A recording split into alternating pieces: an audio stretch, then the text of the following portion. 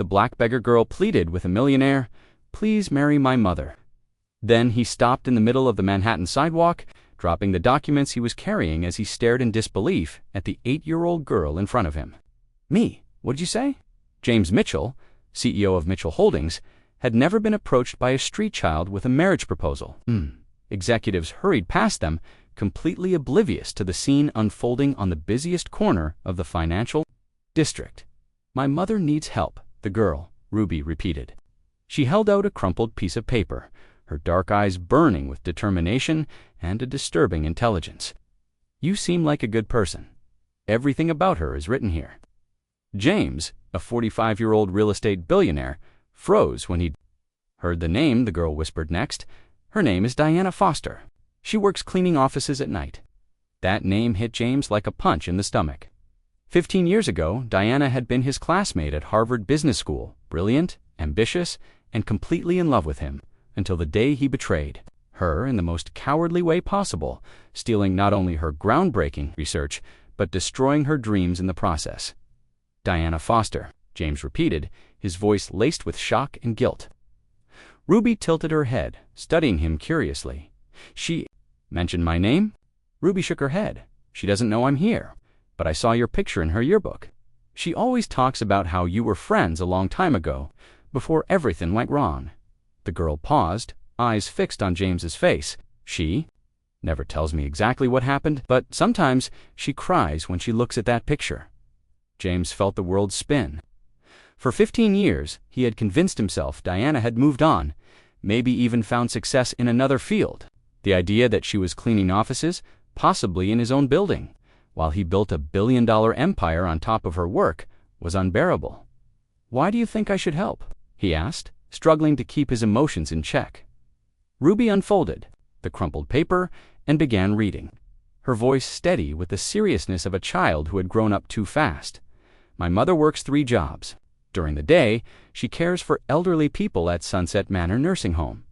In the afternoon, she tutors neighborhood children in math, and at night, she cleans offices downtown." Each word was like a stab to James's chest. "We've lived in a shelter on 15th Street since I was 5, Ruby continued. "My mom always says things will get better, but I can see she's really tired. She studies at night, trying to finish an online course, but sometimes she falls asleep over her books." James closed his eyes. Diana had always been the most determined person he knew. To imagine her struggling like this alone with a daughter while he lived in a Manhattan penthouse was torturous. "Because you two know each other," Ruby said, answering the question he had almost forgotten. "And because my mom always said you were very smart, but something happened that made her start over. She never says anything bad about you, you know. She's just sad." That brutal honesty nearly knocked James off his feet.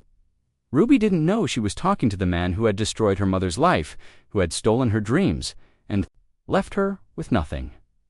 "Where does your mother work now?" James asked, a terrible suspicion forming in the Whitmore Tower building. "She cleans the offices from the 41st to the 51st floors. She always comes home late, her hands hurt from the cleaning products." James's blood ran cold. Whitmore Tower was where his main office was, the 42nd floor.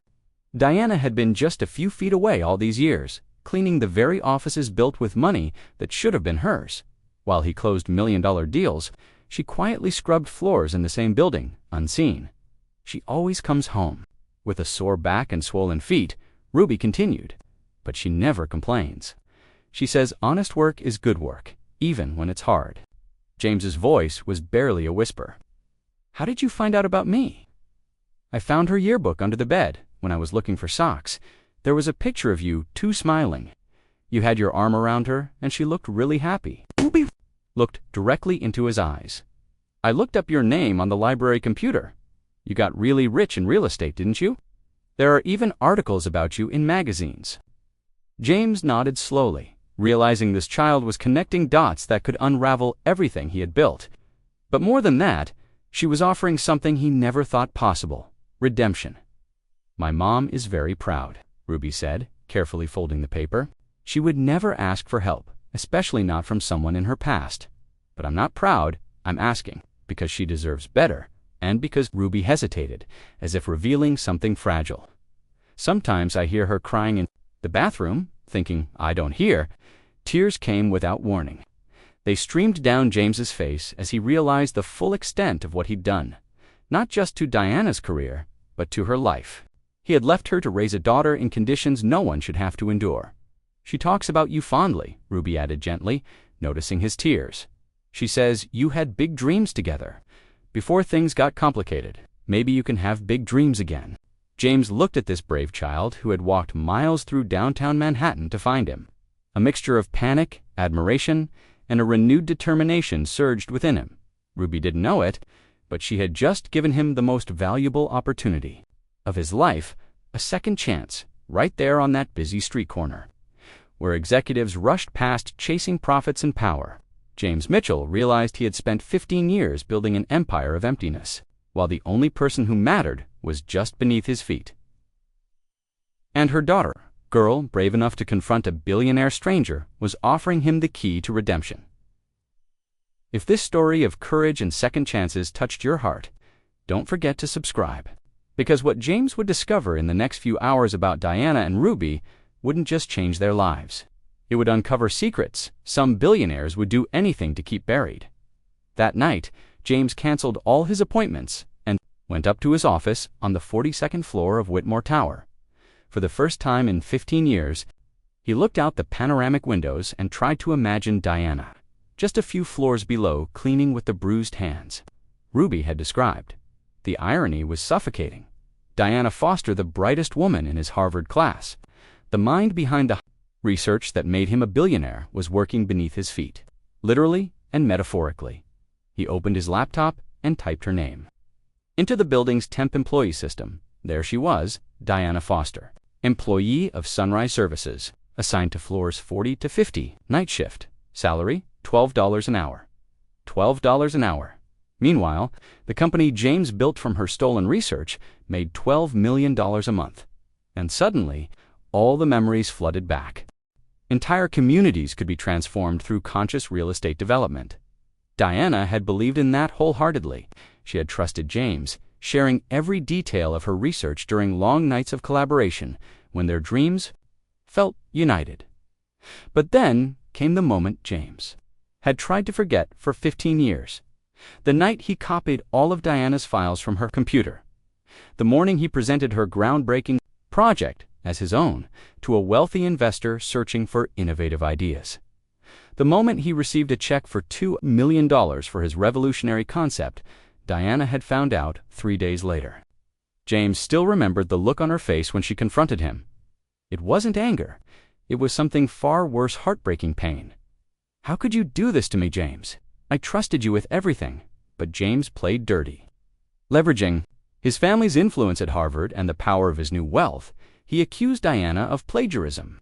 He falsified evidence, twisting the truth until Diana looked like the thief.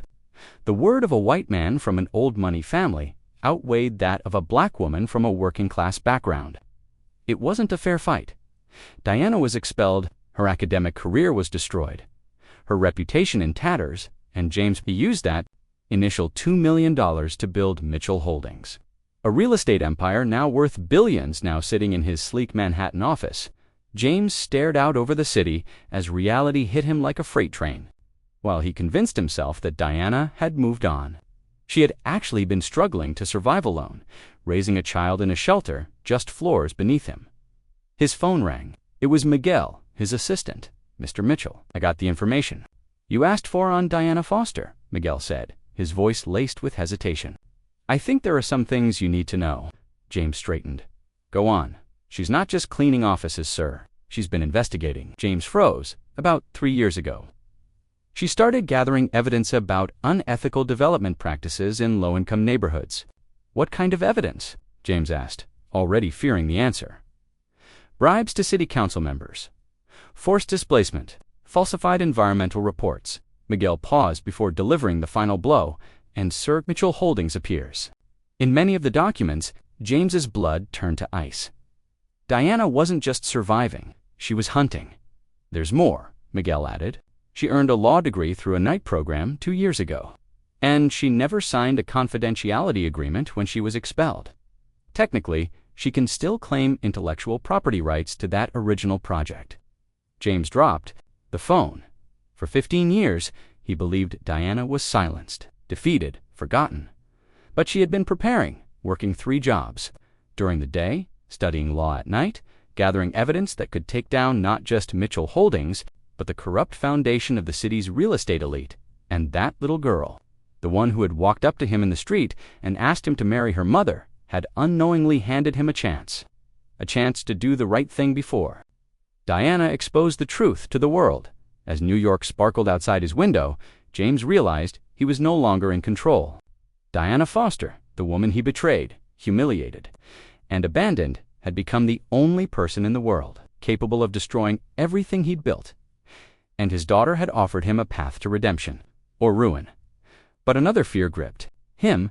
Did Diana know Ruby had sought him out? Was this part of a plan more sophisticated than he could imagine?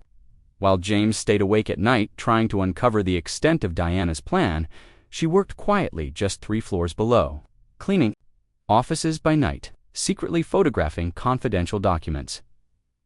Diana Foster was no longer the idealistic woman he'd once known. 15 years of poverty, humiliation, and perseverance had forged someone much more dangerous.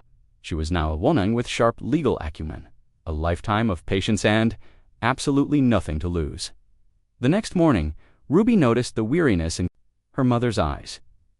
"Mom, are you okay?" she asked. "You slept even less than usual." Diana smiled, disguising the adrenaline coursing through her veins. The night before, she had finally accessed James's personal computer. He hadn't even changed his old college password, just his childhood dog's name and birth year. "I'm fine, my love," Diana replied, "just working on a special project." And she wasn't lying. Her special project was the methodical, legal destruction of the empire built on her back. Ruby tilted her head. "Is it about that man I met? James Mitchell?" Diana nearly dropped her coffee. What did you do, Ruby?" "I looked for him," Ruby said with calm innocence. "I asked him to marry you. I thought maybe you could be happy again." Like in the yearbook picture, Diana's world came to a standstill. For 3 years, she had meticulously planned her revenge, remaining invisible, collecting evidence. And now, her 8-year-old daughter had walked into the heart of Manhattan and handed James everything. "Ruby, listen to me," Diana said, kneeling before her. "James Mitchell is not a good person. He did some very bad things to me a long time ago." "I know," Ruby said. "That's why I asked him to help, to make things right." Diana realized then Ruby knew exactly what she was doing. Later, that afternoon, Diana received a call on her prepaid investigation phone. It was Marcus Chen, an investigative journalist from New York Exposure magazine, who had worked with her for 2 years. "Diana, something's changed," Marcus said. "James Mitchell has hired a private security firm. They're digging into your entire life." Diana's smile was cold. "Perfect. That means he's afraid." "Are you sure you want to continue?" Marcus asked. "He has unlimited resources. He can destroy you." "He already did," Diana replied. "He took my future, my career, my name. I've already been destroyed, Marcus, but this time I'm prepared." For the past 3 years, Diana had done more than gather evidence. She had built a quiet alliance of allies James never knew existed. There was Marcus himself, with ties to national media outlets, Sandra Williams, a federal prosecutor investigating real estate corruption. James had also ruined. They met in an abandoned church in Brooklyn.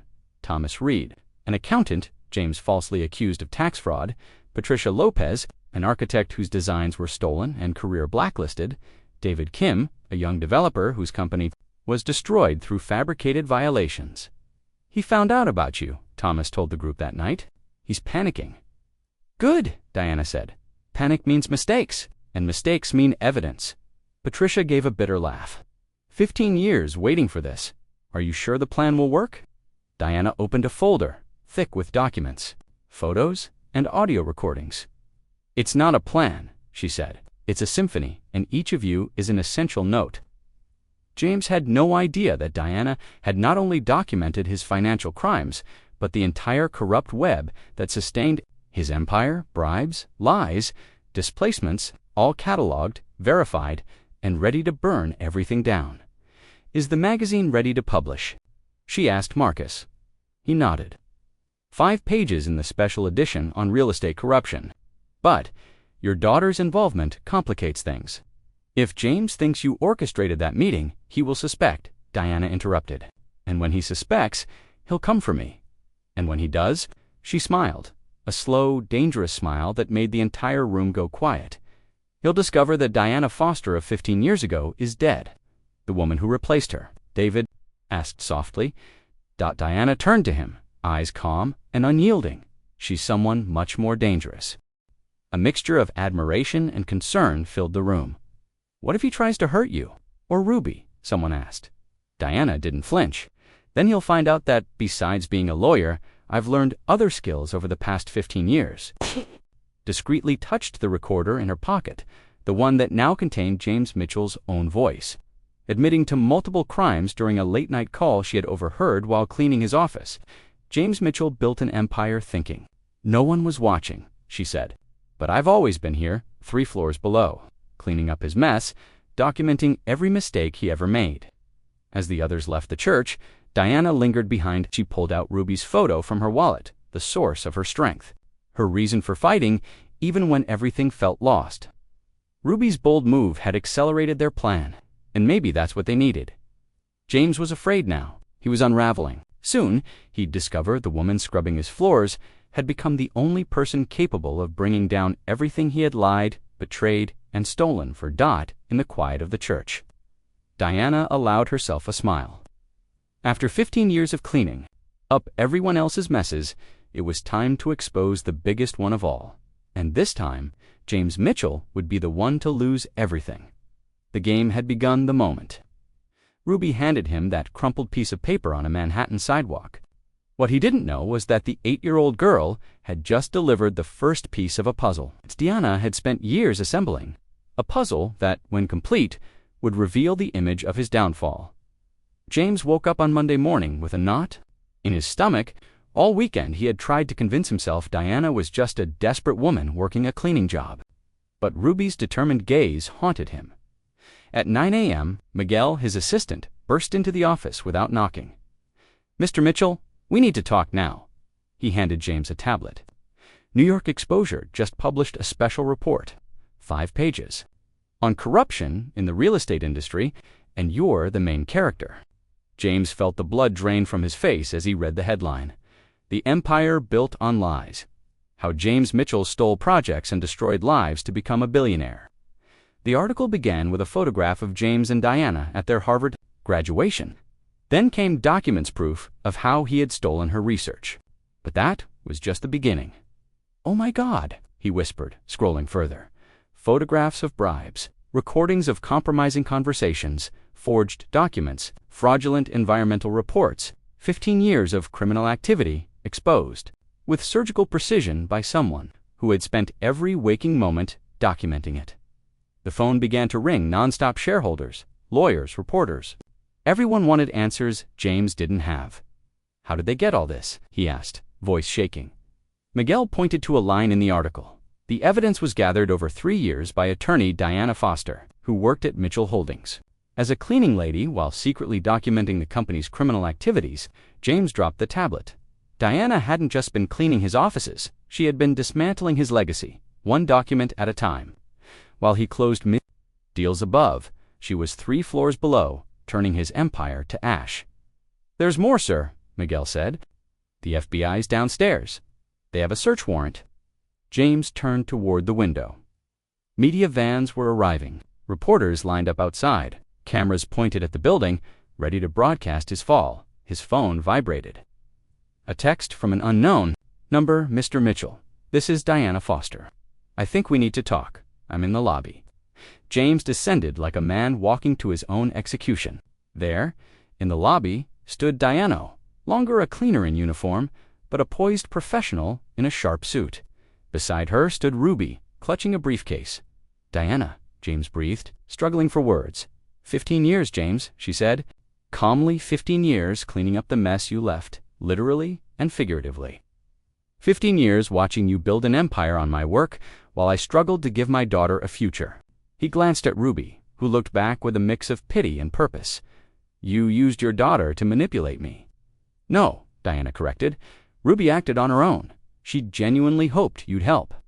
The difference is, I was prepared for whatever you chose to do. Diana opened the folder Ruby had carried. These are the legal documents for the lawsuit I'm filing. Restitution for profits made using my research. 15 years of unpaid royalties. Punitive damages. James swallowed hard. How much? $2,800,000,000, she answered. With interest, Diana's lips curled into a calm, satisfied smile. Coincidentally, that's the current value of Mitchell Holdings. James's knees buckled. This will destroy me. No, James, she said. This will give you what you gave me, the chance to start over from scratch. The difference is, I never stole anything to get where I am. Outside, sirens wailed as FBI agents streamed into the building. James turned to the window, watching the end of everything he'd built. You planned all this, he whispered. I prepared for justice, Diana corrected. The difference is important. You taught me that people like me have to be 10 times smarter to get half the credit.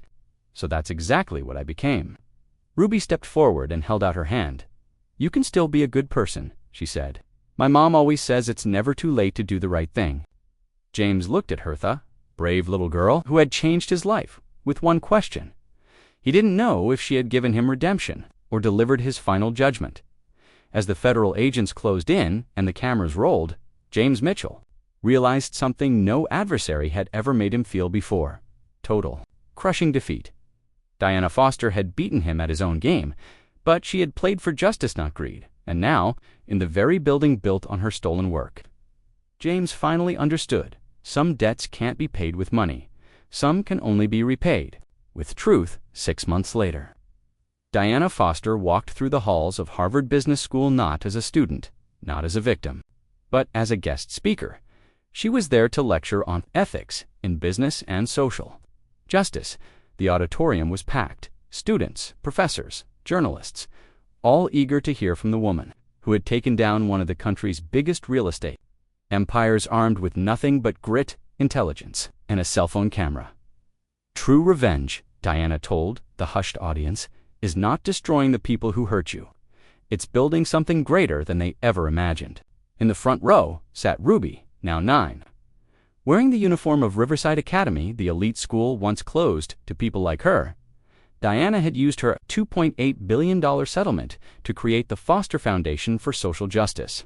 In just 6 months, it had provided scholarships and legal aid to over 300 families affected by corporate fraud. James Mitchell, meanwhile, had lost everything. His company was gone. His assets were liquidated. He now worked as a real estate agent in a small town, living modestly in a 1-bedroom apartment. The real punishment wasn't poverty, was irrelevance. No one listened to James Mitchell anymore. He had become exactly what he had always feared, forgettable. As Diana left the auditorium, a young black student approached her nervously. Professor Foster, I have an idea for an app.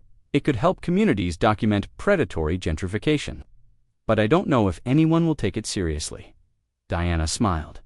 Tell me about it, she said. And this time, let's make sure no one steals your dream. Ruby watched her mother mentoring the student. She realized her mom wasn't just helping one person. She was building an army, an unbreakable force of voices that would never be silenced again. The brave little girl who had once asked a millionaire to marry, her mother didn't just find justice. For their family, she ignited a revolution. Diana learned that the best revenge isn't revenge at all. It's turning your deepest scar into your greatest strength, using it to protect others from suffering the same fate. And as the Foster Foundation grew, one simple truth echoed louder than ever. Justice may be slow, but when it arrives, delivered by the hands of those who never stopped believing, it comes complete.